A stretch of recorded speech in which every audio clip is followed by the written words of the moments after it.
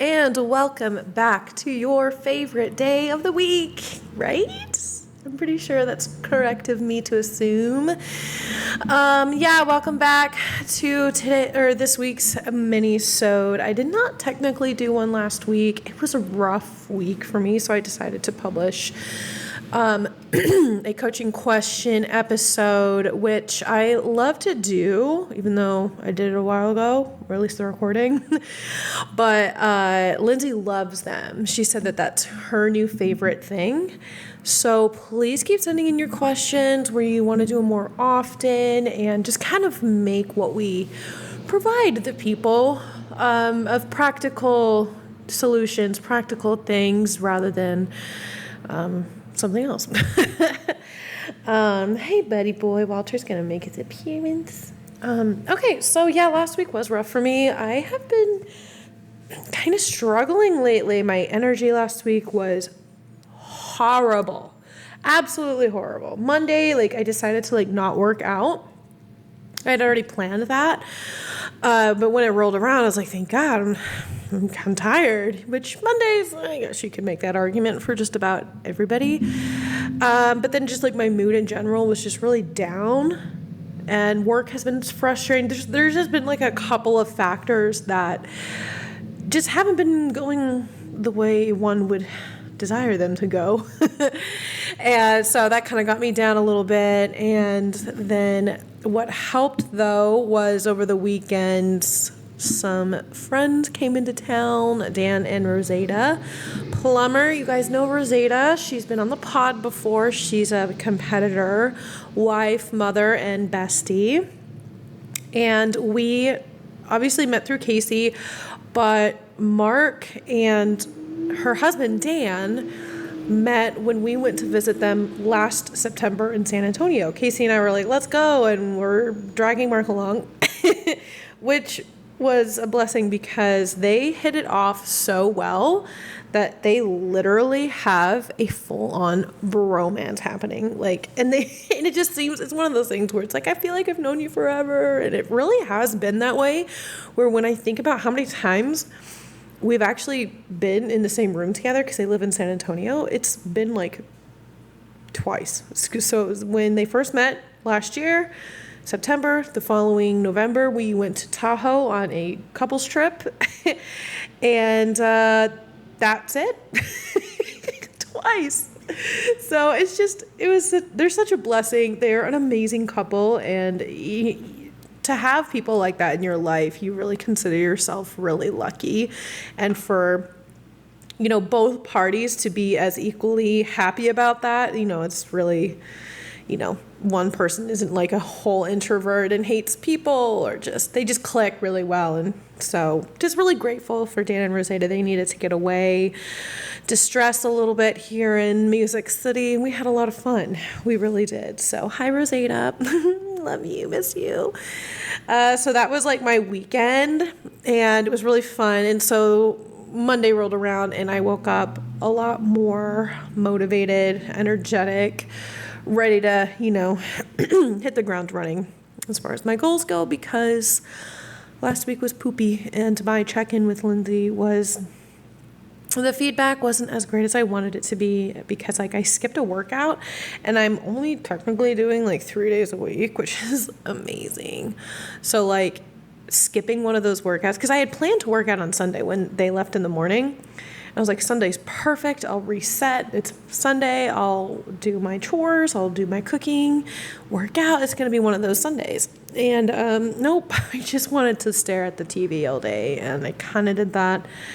So I just felt ashamed of myself, if you will, that you couldn't even fit 3 days in, you loser. Come on, it's not that hard. The workouts don't take 3 hours to do. So I just felt you're better than this, and but it's all a learning process, because prioritize your rest when you have to. So I did that, but I also just felt it was just a dumb excuse. So we're still figuring that out about myself. Really learning some things over here, but I'm happy that things are fairly back on track. at least on my mental side. And yeah, so now that it's November, it's the end of the year. Where are we going with this? Things are... Lindsay and I actually did an episode. Listen, Walter, please, you're fine right here. You're fine. He has to get on top of the computer. Like, you have me. I'm here. I'm right here. Yeah, Lindsay and I did an episode last week. No, it was the week before that, talking about, just kind of the general basics surrounding the holidays for people who, one, don't want to gain weight, two, are trying to just maintain their goals and not sabotage themselves completely or take any steps backwards. So it was a really great, encouraging episode, and we're going to start niching that down a little bit. I think next week's episode will be a little more niched as far as food goes, what to cook or bring to those holiday parties or whatever extra stuff you have going on. And if you're not bringing something to cook or eat, then what you should eat, not that you have to... Not that what we say is dogma, but a good guide on what to look for and how to manage I want to eat that, when that gremlin inside of you just completely takes over. I need that 8th glass of champagne, We're going to talk about booze as well, because that's where I struggled, to be honest. So look forward to that. But one thing that has been on my heart lately has been the Enneagram.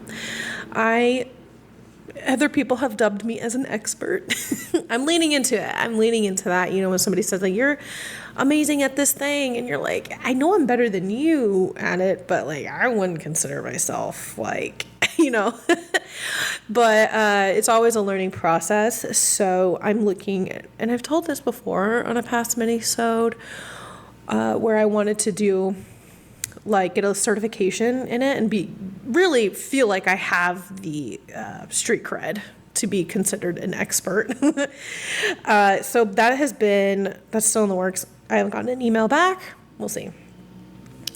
But it has still been on my heart because it is something that I really want to, really want to teach the people, educate the people on, and kind of feel like that's how I make my mark in the world, So I've been debating also on how to do that, integrated into this podcast, because we don't want, if it's the longer episodes, the main episodes, we don't want, the next 8 weeks dedicated to one subject, right? I mean, I don't like that, because we want to talk about other things. We want to publish the episodes we do for our guests and stuff like that. So I'm just going to start it on the minisodes and just kind of take it from there, because when we dive into the more specific stuff, for example, the challenges that each type, for example, the type 1, what the challenges the type 1 faces, that could take hours. I could talk all day about it. And I was writing my notes about it. I'm I want to record an episode starting with type 1 and the specific challenges that type 1 has. And man, it's just pages of notes. It's it needs to be a longer episode. So we're figuring that out. Let me know what you think about it, if you have any ideas. But today, we're just going to start with the basics. We're just going to do it. That's how you achieve your goals. That's how you get anywhere in life, is you just start. You figure it out along the way. Forget your fears. Lay your pride on the side. When I was in church a long time ago, the pastor would say, put your pride aside, or in the pew or on the pulpit. I don't know why I thought of that. Anyway, so the Enneagram, the basics. I'm going to have to get rid of the kitty. I'm sorry, mister. You're on my lap. Oh, so sad. The basics, the Enneagram. This did not work. So what the Enneagram is you could say, personality quiz, personality system to really understand who you are as a core person. And sorry, Walter's a little distracting right now. But really what it is it helps you understand why you do what you do, your core motivations behind your decisions, why you think that way, why you made the decision the way that you did, or your reasoning. Oh my God, Walter. So it's really about motivations. So a couple, basics on the Enneagram, because some people will be like, my type is I'm a 8 and a 1. Like, no. You're not 2 types. You're 1 type. You have one core type. I am a type 8. That's what mine is. And every type has the wings. So me as a type 8, I have a wing 9 or a wing 7. You can jump around as far as your wings go, depending on, this is how I describe it in my consults. Let's say when you are in your work environment, you might be more of, let's use me as an example. I might be more of a wing 9 in my work environment, because that helps me be the most successful. Those traits that the type 9 have helps me be the most successful in my work, in encounters and situations. While at home, I might lean more toward the type 7, because that is what's required of me to have a more successful personal life, or, so that's an example of how the wings work. And you don't jump from wing, it's either number on side of your type. So you can't, I can't be an 8 wing 5. Like, no, it doesn't work that way. So that's something to consider. And you will need to take the test if you still feel really confused about it, or where do I begin? It's a lot of information. It can be complex, but it's actually quite simple. So let me just I do have to look at notes just so I don't forget anything. Plus, we only have so much time. So a couple of other things. The numerical ranking of the types do not matter. It's just how it is. And none is better or worse than the other. So, like, how it's like that with the zodiac. It's like, oh my God, a Gemini, or whatever. No type is inherently better or worse than the other.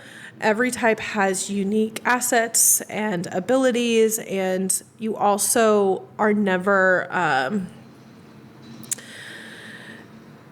the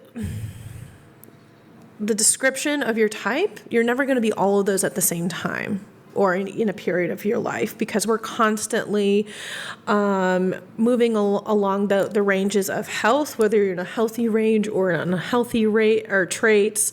All those things make up your type. And sometimes, a type 1 can be perfectionistic, but maybe not in the past, or maybe now they're being more perfectionistic because of a big stressful situation, but in their normal state they may not be, things like that. So the Enneagram is not something to put yourself in a box of. So I'm an 8, so I'm not this or that, like a type 5. No, you can have those traits. That's the point of the Enneagram, is the desired outcome, if we become our best selves, is to have all of the healthy traits of every single type. There we go, Walter. Just take a seat. Nope, never mind. So that is the desired outcome, and we can all have these qualities that every type has. But like I said, it all boils down to motivation. I can be a perfectionist on something, and a type 1 who's known to be, that's why I keep calling them out. Sorry, Anna. Type 1s are known to be perfectionistic. That is a very type 1 trait. So me and a type 1 can say, this thing needs to be perfect, but the reasoning and motivation behind that is completely different reasons why. So that's what I'm talking about. We can have all the same desires. We can have all the same traits, but the reasons why we have them or decide to do these things depends on our motivations, and that usually is our basic desires, our basic fears, what we're avoiding, what we're chasing, things like that. So along those lines, let's do a quick little rundown of every type. Some characteristics of each type, and something seems a little familiar, kind of hits you a little bit, that you might be in the range of what your type actually is. But again, go and take the test. It's very subjective because you have to take the test as instinctually as possible, which is very hard because we are making decisions really not for ourselves, really. Women struggle with this, right? We're making decisions, I guess everybody deals with this, but making decisions based on what is expected of us, what we should do, not what we would actually do. So your scores might be a little bit all over the place. Also, depending if you are in a stressful period of your life or not. There's a lot of variables if you haven't noticed. That's why this is so much fun. I could talk about this all day long, and I do feel like I'm jumping around a little bit, but I hope that I can help kind of clear this a little up for you guys. So type 1 is principled, purposeful, self-controlled, and perfectionistic. Type 2 is generous, demonstrative, people-pleasing, and possessive. If you notice, there's like 2 good traits and 2 unhealthy traits. Type 3 is adaptable, excelling, driven, and image conscious. Type 4 is expressive, dramatic, self-absorbed, and temperamental. Type 5 is perceptive, innovative, secretive, and isolated. Type 6 is engaging, responsible, anxious, and suspicious. Type 7 is spontaneous, versatile, acquisitive, and scattered. Type 8, what's up, is self-confident, yes ma'am, decisive, willful, and confrontational. All of those things, unfortunately, but fortunately at the same time. And then lastly is type 9. They are receptive, reassuring, complacent, and resigned. So those are just like the quick characteristics. And all the types are also broken down into, this can help you narrow it down if you're still a little unsure and don't feel like taking a test. But the whole type, oh my God, KateLynn, Grace, get it together. All the types are broken up into 3 sections. So the Enneagram is broken up into 3 sections. That's how I should say it. So there is the instinctive center, like your gut intuition center. Then you have your feeling, your heart center. And then you have your head center, your thinking center. So if you're in that category, like I'm a type 8, I am in the instinctive center. That's the 8s, 9s, and 1s. I make my decisions in my gut, right? I don't know why I want to do this thing. I don't know how I feel about doing this thing, but I know this is what I want to do. Like I just know. I can't really describe it. That doesn't mean other types don't use their instincts to make decisions. Like, let's point that out. But that is where I live, is in my gut. And type 8s, 9s, and 1s are very, how do you say, man, I need to edit this stuff out. Like type 8s, 9s, and 1s are convicted people. That's a good way to put it. Like, this is wrong and I need to make it right. Very level the playing field, the things of justice or whatnot. The feeling center, the heart center, is 2s, 3s, and 4s. They primarily make their decisions and their motivations are based on how they feel, what their heart says. And I don't know why I want to do this, but I feel like it's the right thing. My heart says it's the right thing. It's also pretty instinctual along those lines as well. And it can also just be like, this person hurt my feelings, so that means I'm going to go do this. There may not be a lot of logic depending on your level of health. That's just an example. Don't get offended. We're all here to learn and grow, guys. And lastly is the thinking center, your brain people, your brainiacs. You do find a lot of smart people in this category. That doesn't mean that the other types aren't smart or can be smarter or not as smart, right? Okay, you just get a lot of Walter head types. So that's the 7, 6, and 5. 5, 6, and 7. And those people make their decisions largely based on logic. Ding, ding, ding. Walter, you gotta go. Make their decisions based on logic. What is the best mode of action? What do the facts say? What does science says? Things like that. And they tend to be probably a little more on the anxious side of people. You find that a lot there.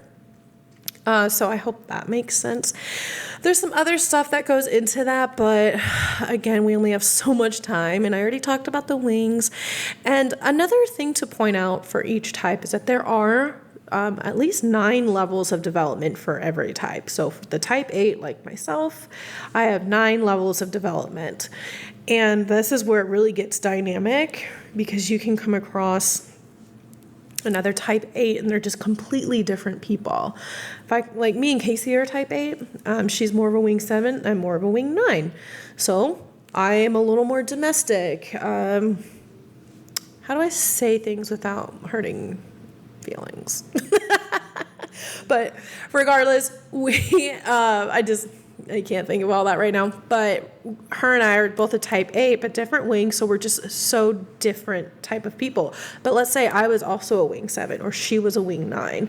We still would be so different, because one, we had different moms, different family, different environment growing up.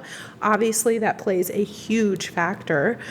But even if those were pretty similar, it would just depend on, you can still be an unhealthy version of your type, right? You can be a very healthy version of your type, and those characteristics are obviously going to be very different from each other. And type 8s are pretty easy to pick out in a crowd. They generally are the big guy in the room, right? Big energy, right? Big dog energy. So you can kind of determine, the more you learn about this, you can kind of determine someone's level of health based on how they make their decisions. So usually the goal is to not make your decisions based on fear and avoiding your basic fear. So for a type 8, my basic fear is to avoid pain, to avoid the world coming at me. I must assert myself against the world, because clearly everybody's weak. I must be strong. Only the strong survive in the world. Like, that's just how I'm wired. And so the goal, right, is to understand that, hey, we don't need to have all this armor on all the time. So let's just kind of take that off, because you are safe. You can be vulnerable and not be weak, right? So as those layers come off and we don't make our decisions so much based in fear, that we just become more free of a person, the weight of the world comes off of our shoulders, regardless of what type you are.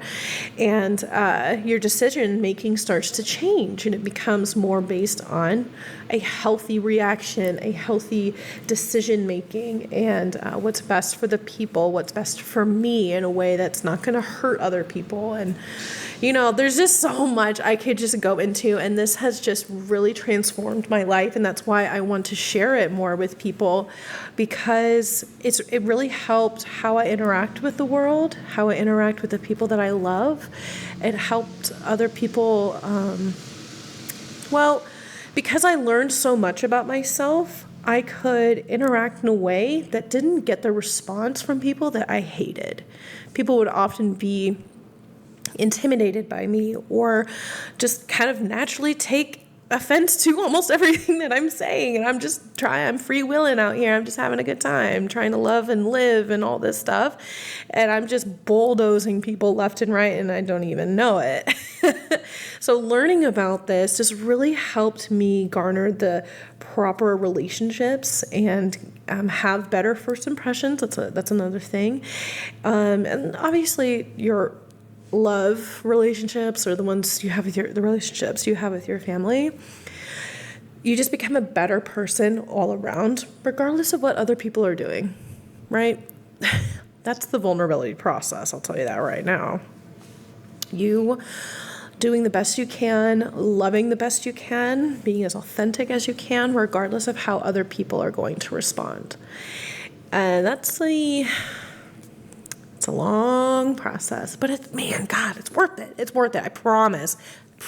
And that's what the Enneagram has helped me do, because it defined a lot of what I thought were undefinable things about my personality. And when I learned about this, I just felt just naturally so much weight come off of my shoulders, because it's one, okay, that I am who I am, and two, I have this problem, and now I know how to navigate this part of my personality that I didn't like or kept getting in my own way type of thing. So again, I could keep going, but it is time to wrap up. So DM me, email me your Enneagram questions, your thoughts, what you want to hear. Literally, I want to hear it all and want to know what you guys want to know. Okay, so we're going to figure this out along the way, how we're going to break it down, how we're going to talk about it more, things like that. So 2024 is going to be a year of growth for all of us. Yay. Anyway, thanks again for listening. Hope you guys have a happy weekend. And you know what? I'll talk to you later. Bye. Thanks for listening to the FFP Alignment Podcast. Please support us by downloading, rating, and recommending us to your friends and family. Be sure to check us out on Instagram at the FitFemme Project. That's FITFEMME Project. And for those of you looking to find their essential balance of lifestyle and fitness, book a free consult by going to thefitfemmeproject.com. That's FITFEMME Project.com and click Apply Now.